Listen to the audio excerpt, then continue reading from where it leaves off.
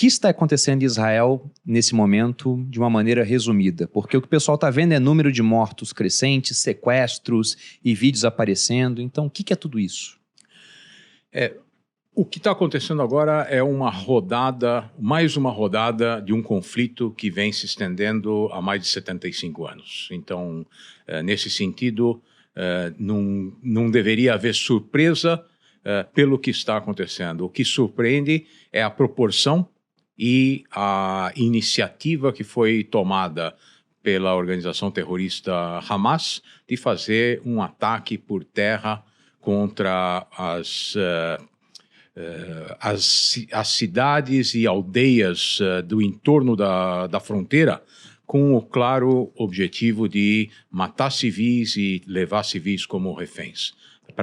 Você falou de matemática, para dar uma proporção para os que nos ouvem do que está acontecendo, vocês imaginem que aqui no Brasil, num dia, fossem assassinadas 18 mil pessoas. Essa é a proporção em relação à população de Israel. Vocês imaginem que aqui num dia fossem sequestrados 3.500 pessoas. Homens, mulheres, crianças, idosos, que uma organização criminosa entrasse num lar de idosos e levasse os idosos como reféns, entrasse numa escola ou num jardim de infância, levasse as crianças como reféns e matassem todo mundo que está em volta.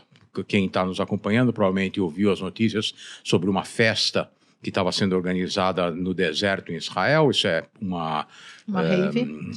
É uma rave que é organizada, inclusive, como uma franquia brasileira. Então, todos os brasileiros jovens que curtem esse tipo de coisa, que moram em Israel, estavam lá como turistas, estavam lá. E os terroristas entraram e mataram todo mundo que eles puderam. Num bunker lá foram encontrados 260 corpos de jovens meninas estupradas antes de ser mortas, e uma parte deles foi levada como refém. Tem vídeos circulando, por um lado, dos jovens sendo capturados, por outro lado, dos pais desses jovens que não têm ideia do que está acontecendo. Quando alguém não encontra o corpo de um ente querido, fica aliviado de que talvez a boa notícia seja de que ele está sequestrado. Então é realmente inédito, não só para nós aqui no Brasil, no mundo inteiro. Uma coisa como essa nunca aconteceu em lugar nenhum. Eu acho que é interessante que muitos analistas em Israel falam do 11 de setembro, né, de Israel, que explica talvez um pouco esse choque nacional. E que nos ajuda também a pensar sobre o que Israel vai fazer.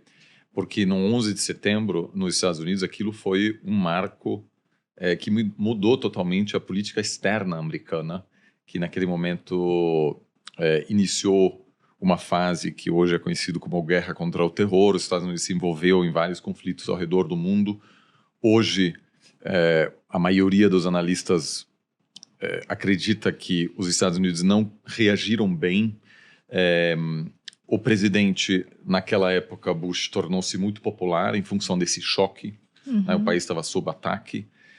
No caso de Israel, um país bastante dividido, que viu grandes ondas de manifestações recentemente, um país muito polarizado, mas que temporariamente agora também parece passa por um momento de unificação, de união, né, diante dessa situação, mas ao mesmo tempo é preciso também perguntar como isso aconteceu e por que as Forças Armadas do país não souberam proteger as fronteiras. Afinal, isso é um assunto muito dominante no debate nacional. E até dei uma olhada antes da nossa conversa hoje em artigos escritos nos últimos meses. Havia algumas pessoas dizendo existe algum risco aí, e obviamente a oposição em Israel diz que a estratégia do atual governo de expandir por meio dos assentamentos, né, o território israelense criou uma necessidade de manter tropas israelenses lá, porque os moradores desses assentamentos estavam em uma situação de vulnerabilidade, deixando um flanco aberto justamente perto de Gaza, o que talvez tenha sido um dos motivos pelos quais Hamas decidiu atacar no final de semana.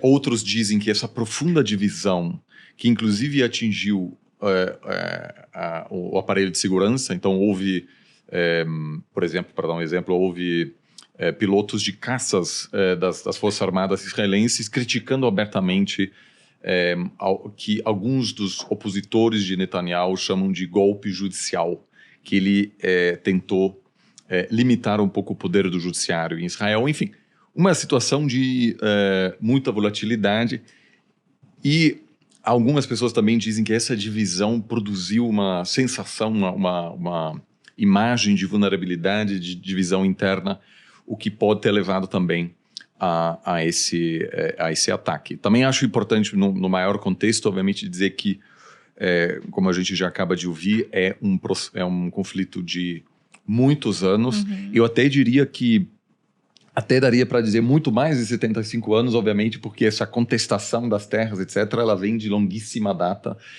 E em função dessa situação em que a segurança é um fator chave, aquilo é um choque ainda maior para Israel, porque justamente esse governo sempre bateu nessa tecla dizendo: nós somos os mais capacitados para proteger as fronteiras, muito mais do que atores mais à esquerda. Então o atual governo inclui atores de centro-direita, mas também grupos mais radicais, que disseram que eles garantem isso no sentido, ou seja, o ministro de Segurança, por exemplo, é um dos atores mais radicais, e ele hoje precisa lidar com essa crítica de que não souberam proteger o país. Então, uma situação que pode impactar o cenário interno em Israel, que impacta, obviamente, a relação entre Israel e Palestina, que também é preciso, né, ver quais são as divisões internas nesse grupo, que pode...